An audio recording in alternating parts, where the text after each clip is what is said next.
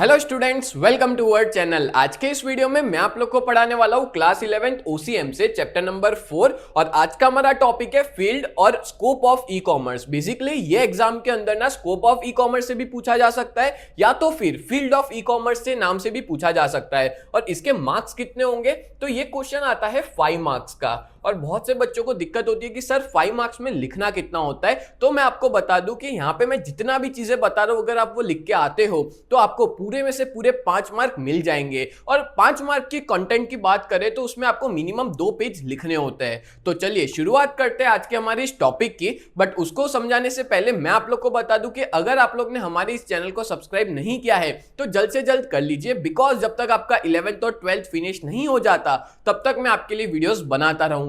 और डिस्क्रिप्शन में एक व्हाट्सएप ग्रुप की लिंक देके रखी है, उस व्हाट्सएप ग्रुप में ज्वाइन हो जाओ, जिसकी वजह से आपको टाइम टू टाइम हर अपडेट आता जाएगा और ये सारा study material free of cost उस व्हाट्सएप ग्रुप में मिल जाएगा।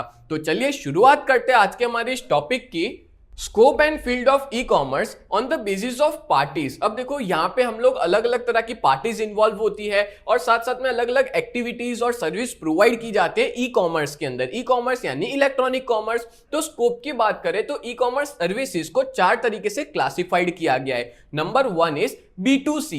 B2C मतलब होता है बिजनेस टू कस्टमर, दूसरा होता है B2B बिजनेस टू बिजनेस, तीसरा होता है C2C कस्टमर टू कस्टमर और फोर्थ है C2B यानी कस्टमर टू बिजनेस। इस तरह से टोटल 4 अलग अलग स्कोप है ई कॉमर्स के और ये 4 अलग अलग तरह के बिजनेस देखने को मिलते हैं। तो मैं एक एक करके सारे बिजनेस को डिटेल में समझाता हूं। चलिए शुरुआत करते हैं सबसे पहले पॉइंट से। तो क्या देके रखा है, बिजनेस टू कस्टमर।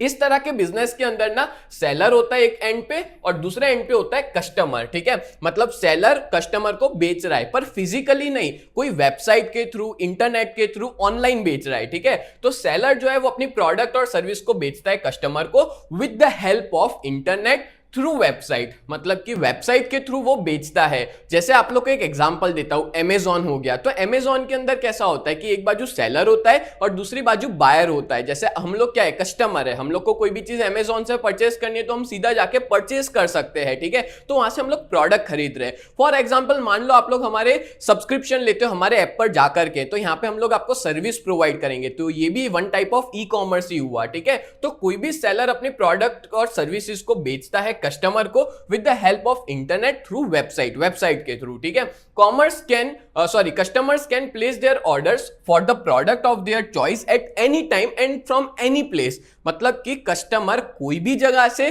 कोई भी टाइम पे ऑर्डर कर सकता है। अगर पता है, अगर कोई बिजनेस ई कॉमर्स में चला जाता है तो मैं तो ये मानता हूं कि उसकी दुकान 24 घंटे चालू रहती है, क्योंकि कस्टमर जब चाहे तब वहां से खरीद सकता है। पर अगर सोचो फिजिकल कोई शॉप हुई तो हम लोग 24 घंटे तो खुली नहीं रहेगी, 24 घंटे तो खरीद नहीं सकते। सो ये फायदा है ई कॉमर्स का कि कोई भी कस्टमर कहीं से भी कोई भी टाइम पे खरीद सकता है, बट कंडीशन ये है इंटरनेट होना चाहिए। ठीक है, नेक्स्ट आगे बात करें, the seller sell product directly to customer. अच्छा, यहां पे जो मिडल मैन होता है ना वो हट जाता है। जैसे मान लो अगर हम लोग फिजिकली कोई मार्केट में जाके प्रोडक्ट खरीदते हैं तो बीच में डिस्ट्रीब्यूटर आता है, उससे पहले एजेंट आता है, होलसेलर आता है, रिटेलर आता है, फिर जाके हम तक प्रोडक्ट पहुंचती है, तो वो महंगी हो जाती है। पर ऑनलाइन के अंदर क्या है, जो मैन्युफैक्चरर है ना वो सीधा ऑनलाइन प्लेटफॉर्म के थ्रू हमको बेचता है। जैसे मान लो कि मेरे को ये पेन लेनी है, ठीक है, तो ये जो मैग्नेटिक पेन है तो वो मैं सीधा अमेजॉन की वेबसाइट से ले सकता हूं और ये सीधा कंपनी में से आएगी, बीच में कोई मिडल मैन होगा नहीं, तो यहां पे मेरा फायदा हो जाएगा। तो इस तरह से यहां पे मिडल मैन जो होता है वो हट जाते हैं। फिर आगे बात करें, next, the buyer is an independent customer. यहां पे जो बायर होता है ना वो अकेला एक इंडिपेंडेंट कस्टमर होता है और यहां पे ऑनलाइन शॉपिंग एक बेस्ट एग्जांपल रहेगा इस तरह के बिजनेस के लिए। जैसे अमेजॉन हो गया, फ्लिपकार्ट है, महिंद्रा है, नायका है, फर्स्टक्राई.com, ब्लू स्टोन है, टाटा 1mg, अर्बन कंपनी, शायद आपने सुना होगा अर्बन क्लैब। ठीक है, फिर काफी सारी फॉन्स एंड पेटल्स है, लेंसकार्ट है। ठीक है, तो ये काफी सारी कंपनियां हैं जो B2C मॉडल पे काम करती है। And in this process purchase and selling are fast and easy. और ये तरह के बिजनेस में कोई भी चीज को परचेज और सेल करना बहुत ज्यादा फास्ट और इजी हो जाता है। एंड बात करें आगे तो यहाँ पे रिटेल सेलिंग भी होती है and includes many services like इसके अंदर और भी सर्विसेज होती है जैसे ऑनलाइन बैंकिंग हो गया, ट्रांसपोर्टेशन हो गया, हर एक चीज हो गई। जैसे मान लो मैंने कोई चीज अमेजोन से ऑर्डर करी तो वो सीधी तो आएगी नहीं, वो किसके थ्रू आएगी, ट्रांसपोर्टेशन के थ्रू आएगी।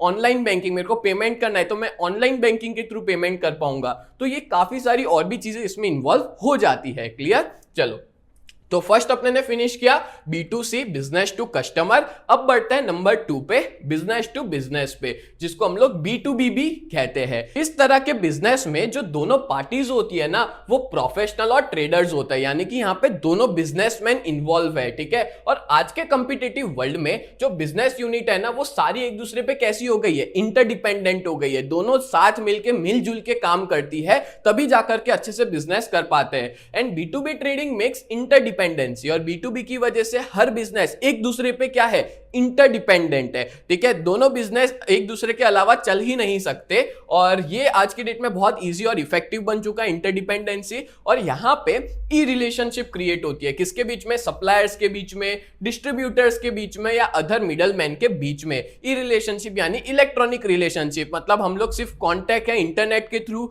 या फोन के थ्रू या वेबसाइट के थ्रू हमारा कॉन्टैक्ट बना रहता है। क्लियर? चलो, आपको मैं कुछ एग्जांपल्स भी देता हूं और समझाता भी हूं। जैसे आपने देखा होगा कि Alibaba.com ये चाइना की कंपनी है, इसका ओनर जैक मा है। ठीक है? तो ये कंपनी पता है सबको नहीं बेचती, ये सिर्फ और सिर्फ इंडिया के अंदर उनको ही बेचती है। हाँ खैर अभी ये ना रिटेल बिजनेस भी कर रही है, मतलब हम जैसे लोगों को भी बेचती है। बट शुरुआत के अंदर ये कंपनी जब इंडिया में आई थी तो इसने सिर्फ और सिर्फ जो यहाँ के रिटेलर्स है या यहाँ पे जो सेलर्स है ना उनको ही बेच रही थी। मतलब क्या हुआ, एक बिजनेस दूसरे बिजनेस को चीजें बेच रहा है, गुड्स बेच रहा है। ठीक है? फिर अमेजॉन बिजनेस करके हो गया, एक उडू नाम की कंपनी है। ठीक है? अभी अभी गांधीनगर के अंदर कुछ टाइम पहले ही उसका कम्युनिटी डेज का बहुत बड़ा फंक्शन हुआ था। तो उडू बेसिकली कंपनी कैसी है पता है कि पूरा जो अकाउंटिंग है वो पूरा ऑनलाइन हो जाता है। ठीक है? ये भी बहुत अच्छी सर्विस प्रोवाइड करती है, बहुत सारे बिजनेस इस कंपनी की वजह से चल रहा है क्योंकि उनका पूरा ऑनलाइन अकाउंटिंग है। कुछ भी प्रोडक्ट कोई खरीदता है बेचता है बिजनेस में तो एक सॉफ्टवेयर ये लोग देते हैं जिसके थ्रू हम लोग सारी एंट्री वगैरह अच्छे से रख सकते हैं। फिर आपने इसका नाम तो सुना ही होगा, जस्ट डायल, जिसको जेडी भी कहते हैं। ठीक है? जिसमें हमारा यूजीटी भी ऑलरेडी यहाँ पे अप्रूव्ड है और रिकॉर्डेड है इनकी वेबसाइट के अंदर और लिस्टेड है इनकी वेबसाइट के अंदर। तो ये काफी सारे ऐसे बिजनेसेस है जो क्या करते हैं, एक बिजनेस दूसरे बिजनेस को सर्विस प्रोवाइड करता है, जिसको हम लोग B2B कह सकते हैं। और आज की डेट में कॉम्पिटेंसी तभी अचीव हो सकती है जब ट्रांसपेरेंसी हो अलग अलग प्रोफेशनल के बीच में। अब कॉम्पिटेंस क्या होता है, मतलब होता है कोई भी चीज को बहुत अच्छी तरह से करना, मतलब the ability to do something efficiently, कोई भी चीज को बहुत अच्छे से करना। और ये जो कॉम्पिटेंस है डेली बिजनेस एक्टिविटीज में वो कैसे आ सकती है, तो सप्लाई को मैनेज करके या तो फिर मैनेजमेंट ऑफ स्टॉक, अच्छे से स्टॉक को मैनेज करके। मैंने बताया कि उडू कंपनी है उसमें हम लोग स्टॉक मैनेज कर सकते हैं, कौन सा कस्टमर ने इंक्वायरी की। ठीक है? हर एक चीज को मैनेज कर सकते हैं। मतलब आप ऐसा समझ लो आज की डेट में जो भी फिजिकल बिजनेस चल रहा है ना उसको टोटली हर एक चीज को ऑनलाइन रिकॉर्ड कर सकते हैं। आज कितना सेल्स हुआ, कितना खर्चा हुआ, हर एक चीज इसमें रिकॉर्ड हो जा सकती है। देन मैनेजमेंट ऑफ पेमेंट्स, मैंने जैसे बताया मैनेजमेंट ऑफ पेमेंट, ये सारी चीजें ना B2B बहुत ज्यादा हेल्पफुल है क्योंकि हम लोग यहाँ पे सारी चीजों को बहुत अच्छे से रिकॉर्ड कर सकते हैं। तो क्लियर हो गया, एक बिजनेस दूसरे बिजनेस को जो सर्विस प्रोवाइड करता है, गुड्स प्रोवाइड करता है, उसको हम लोग क्या कहते हैं, B2B यानी बिजनेस टू बिजनेस। चलो आगे बढ़ते हैं नेक्स्ट नंबर 3 पे, C2C, जिसको बोलते हैं कस्टमर टू कस्टमर। इसमें क्या होता है कि जो भी ट्रेडिंग एक्टिविटी है कस्टमर की वो डायरेक्टली कनेक्टेड है दूसरे कस्टमर के साथ और इस तरह की अरेंजमेंट को ही हम लोग क्या कहते हैं, C2C कहते हैं। यहां पे इंटरनेट यूजर्स होते हैं जो वेबसाइट पे जाते हैं, वेबसाइट का यूज करके सेलिंग और बाइंग करते हैं एज पर देयर रिक्वायरमेंट, और यहां पे एक कस्टमर ही होता है जो दूसरे कस्टमर को बेच रहा है और एक कस्टमर दूसरे कस्टमर से खरीद रहा है। ठीक है? और यहाँ पे ऑनलाइन फैसिलिटीज देखी जाती है खरीदने और बेचने के लिए, और यहाँ पे कोई मिडलमैन नहीं होता। ठीक है? यहाँ पे कोई मीडिएटर नहीं होता जिससे उसको कमीशन मिले, कोई नहीं होता, सीधा एक कस्टमर दूसरे कस्टमर को कांटेक्ट कर सकता है। जिसमें हम लोग बेस्ट एग्जांपल दे सकते हैं ऑक्शन साइट का, जिसको हम लोग ई ऑक्शन भी कहते हैं। ठीक है? वहां पे हम लोग कोई भी चीज को खरीद सकते हैं, बेच सकते हैं। जैसे आपने नाम तो सुना होगा OLX करके है, जहां पे हम लोग जैसे मान लो कि मेरे को ये घड़ी बेचनी है तो मैं वहां पे बेच सकता हूं, तो मैं तो कस्टमर हूं और मैं दूसरे कस्टमर को बेच रहा हूं, तो ये क्या हो गया, C2C हो गया। मान लो कि मेरे को ना कोई कार खरीदनी है OLX से, तो मैं क्या करूंगा, सीधा उसकी वेबसाइट पे जाके जो भी कस्टमर है उसने अपना फोटो वगैरह सब डाला होगा, प्राइस वाइज उसको कांटेक्ट करके मैं उससे खरीद सकता हूं। तो ऐसी ही वेबसाइट को, ऐसे ही बिजनेस को अपने क्या कहते हैं, C2C कहते हैं। And a customer who wants to sell things can put the details of his thing. अब मैंने जैसे बताया, कोई पर्सन है, कोई कस्टमर है जिसको कोई चीज बेचनी है, ठीक है, जैसे मेरे को एक घड़ी बेचनी है, तो मैं घड़ी की फोटो डालूंगा, उसकी प्राइस डालूंगा, हर एक चीज मेंशन करूंगा उसकी वेबसाइट पे जाके, और दूसरा पर्सन जो होगा वो उसको बीड करेगा। बीड करेगा मतलब कि वो बोलेगा कि आपने जैसे मान लो ये घड़ी 2000 रुपए में रखी है, तो मैं इसको 1500 में खरीदने को तैयार हूं, क्या आप बेचने को तैयार हो? इस तरह से बीडिंग होता है, ठीक है। फिर आगे बात करें तो a person who beats the highest buys the thing. अब इसमें ना जैसे आपको पता होगा ईबे करके एक है, ये जो है वो हम लोग ई ऑक्शन वेबसाइट है, जहां पे क्या होता है कि जैसे एक प्रोडक्ट रखी, कोई एंटिक चीज वगैरह होती है ना, वो ज्यादातर यहाँ पे देखने को मिलेगी। जैसे एक प्रोडक्ट रखी, अब बहुत सारे अलग अलग बायर्स आते हैं, मैं भी कस्टमर हूं, मेरे पास कोई एंटिक चीज है, कोई पुरानी बहुत ही एंशिएंट बंदूक है ब्रिटिश के टाइम की, मैंने वो बंदूक को रखा, जैसे आपने फिर हेरा फेरी मूवी में देखा होगा कि वो एक एंटिक बंदूकें थी 3, वैसे ही मेरे पास एक बंदूक थी, मैंने उस ऑक्शन वेबसाइट पे रखा। अब मान लो बहुत सारे बायर्स थे, उसमें से जिसने सबसे ज्यादा बीड किया, ठीक है, जिसने सबसे ज्यादा बोली लगाई, उसको मैं बेच दूंगा, समझे? तो इसी तरह से यहाँ पे हम लोग कस्टमर टू कस्टमर कहेंगे, मैं भी कस्टमर हूं और जो खरीदने वाले आ रहे हैं वो भी कस्टमर है। तो इस तरह से जो ई ऑक्शन होता है ना, वो इस वेबसाइट के थ्रू पॉसिबल है। जैसे और भी वेबसाइट है, OLX.com है, eBay है, यहाँ पे सेलर जो है वो अपनी इंफॉर्मेशन रखता है उसकी चीज की और अपनी सेलिंग प्राइस भी बताता है, और आखिरी में दोनों के बीच में होता है नेगोशिएशन। नेगोशिएशन मतलब होता है भावताल करना, ठीक है, नेगोशिएट करते हैं और यहाँ पे ट्रांजैक्शन जो है वो उस तरह से प्रोसीड होता है। बोलो क्लियर हुआ? तो यहाँ पे कस्टमर दूसरे कस्टमर को चीजों को बेच रहा है। बोलो क्लियर? चलो आगे बढ़ते हैं अब नंबर 4 पे।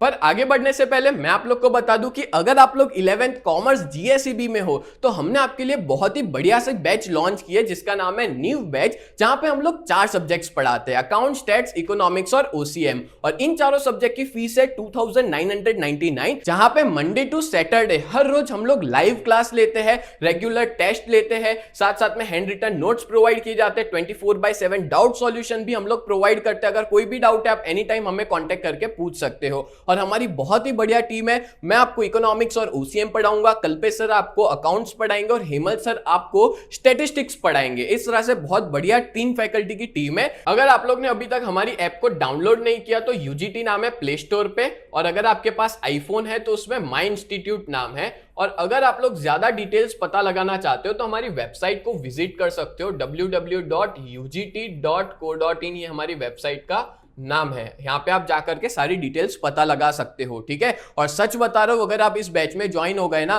तो आपके जो परसेंटेज है, आपके जो मार्क्स है ना, वो बहुत अच्छे बढ़ जाएंगे, आपको अच्छा खासा रिजल्ट में बेनिफिट देखने को मिलेगा। और काफी सारे बच्चे अभी तक इस बैच में ज्वाइन हो चुके हैं, तो आप भी जल्द से जल्द इस बैच में ज्वाइन हो जाइए। चलो आगे बढ़ते हैं। अब नेक्स्ट क्या देके रखा है, नंबर 4 है C2B, कस्टमर टू बिजनेस। इस तरह की जो ई-कॉमर्स प्लेटफॉर्म होता है जहां पे कस्टमर जो है उसके पास बहुत बड़ी चॉइस होती है, मतलब बहुत सारी चॉइस होती है प्रोडक्ट और सर्विस की, एक सूटेबल और रीजनेबल प्राइस पे वो वहां पे बेच सकता है। यहां पे मैं बात कर रहा हूं, एक कस्टमर बिजनेस को बेच रहा है। आपने शायद सुना होगा कैशिफाई के बारे में। कैशिफाई एक ऐसा हम प्लेटफॉर्म कह सकते हैं जहां पर पे मेरे पास कोई भी तरह का सेकंड मतलब यूज्ड मोबाइल है, मैं उसको बेच सकता हूं, ठीक है, और मेरे को अच्छा खासा पैसा मिल सकता है कैशिफाई से, और मैं वहां पे नेगोशिएट भी कर सकता हूं। पर अभी नेगोशिएशन जैसी चीज नहीं है इस वेबसाइट के ऊपर, पर मैं यहां पे ये कर सकता हूं कि मेरी फोन की कंडीशन कैसी है वो बता सकता हूं, उस बेसिस पे वो लोग मेरे को प्राइस बताएंगे कि इतनी प्राइस आपको आपके फोन पे मिल जाएगी, ठीक है, और इस तरह से मैं पैसा ले लूंगा और मेरे फोन को दे दूंगा। तो यहां पे मैं कस्टमर हूं, किसको बेच रहा हूं, बिजनेस को बेच रहा हूं, और उसका बिजनेस ही है कस्टमर से खरीदना, ठीक है। उनके जो मोबाइल फोन होते हैं उनसे वो लोग क्या करते हैं, खरीदते हैं, जो यूज्ड मोबाइल फोन होता है, सेकंड हैंड मोबाइल फोन होता है वो, पर अच्छी कंडीशन होनी चाहिए, ठीक है। तो यहां पे यही कहा है कि ये एक ऐसा ई-कॉमर्स प्लेटफॉर्म होता है जहां पे कस्टमर बिजनेस को बेचता है। तो business unit that provide such service और ऑफर, कोई भी बिजनेस यूनिट जो ऐसी सर्विस और ऑफर प्रोवाइड करती है, product declare condition for sale. मैंने पहले ही कहा कि कंडीशन क्या होगी सेल करने की, अगर मान लो उसका फोन एकदम ही टूटा फूटा है तो वो लोग नहीं लेते, थोड़ी अच्छी कंडीशन होनी चाहिए, और पहले से ही लोग बता भी देते हैं कि क्या क्या कंडीशन है तो हम खरीदेंगे, और ये लोग प्राइस भी बता देते हैं उनके प्रोडक्ट और सर्विस की कि आपको कितनी प्राइस मिल सकती है। And this system helps to reduce time of negotiation. अब देखो सीधी सी बात है, वो लोग प्राइस बता देते हैं जिससे से जो भावताल करने का जो टाइम बिगड़ता है वो बच जाएगा, and increase flexibility of customer as well as business unit. और यहाँ पे मैंने कहा कि पहले था नेगोशिएशन वगैरह, बट अब नहीं होता। यहाँ पे ये लोग बता देते हैं कि आपके फोन को आपका इतना प्राइस मिलेगा, ठीक है, और उतना प्राइस देते हैं और फोन को वो लोग खरीद लेते हैं। In this term of payment is decided by customer. Customer decide करेगा कि टर्म ऑफ पेमेंट क्या होगा, क्या उसको कैश चाहिए, ऑनलाइन चाहिए, किस तरह से चाहिए, वो कस्टमर डिसाइड करता है। इसके अलावा और भी काफी तरह की अरेंजमेंट होती है ई कॉमर्स के अंदर, जैसे कि गवर्नमेंट को हम लोग बात करें इंडिपेंडेंट बॉडी की तरह। बट इसको समझाने से पहले मैं एक और एग्जांपल बता दूं आपको, शॉपिफाई करके भी आप लोग नेट पे जाके सर्च कर सकते हो। C2B में शॉपिफाई हो गया, कैशिफाई हो गया, या फाइवर जो है ना, वो भी एक तरह से ऐसा ही है कि यहाँ पे एक कस्टमर है या एक फ्रीलांसर है, वो क्या करता है, सर्विस प्रोवाइड करता है अलग अलग बिजनेसेस को। तो ये सारे एग्जांपल हुए C2B के। अब मैं बात करूं गवर्नमेंट की एज ए इंडिपेंडेंट बॉडी, तो गवर्नमेंट भी अलग अलग तरह के अरेंजमेंट लेके बैठी है, जैसे government to business, government to citizen, government to government, ठीक है, स्टेट गवर्नमेंट सेंट्रल गवर्नमेंट के साथ कोई डील कर रही है। तो ये अलग अलग तरह के अपने ने स्कोप और फील्ड पढ़े ई कॉमर्स के, जो कि एग्जाम के अंदर 5 मार्क का ये पूरा टॉपिक आता है। और मैंने यहाँ पे जितने भी एग्जाम्पल बताए ना, वो सारे आप लोग एग्जाम में जरूर लिखना, जिससे आपको अच्छे मार्क्स स्कोर हो सके। एक और चीज बता दूं, यहाँ पे आप लोग ना ये जितने भी हेड पॉइंट्स थे वो तो याद ही हो गए होंगे, सीधी सी बात है, बट अंदर आप खुद बना के भी लिखते हो ना, पर अच्छे से लिखना एक प्रॉपर प्रेजेंटेशन के साथ, तो आपको मार्क्स मिल जाएंगे। अगर आपने ये वीडियो पूरा अच्छे से देख लिया है तो आपको ये पूरा 5 मार्क वाला टॉपिक क्लियर हो गया है। तो उम्मीद करता हूं आज का ये वीडियो आपको बहुत अच्छे से समझ में आया होगा। तो ऐसी वीडियोस देखने के लिए आप लोग हमारे चैनल को सब्सक्राइब करें। तो मिलते हैं नेक्स्ट वीडियो में, तब तक के लिए bye and thank you so much.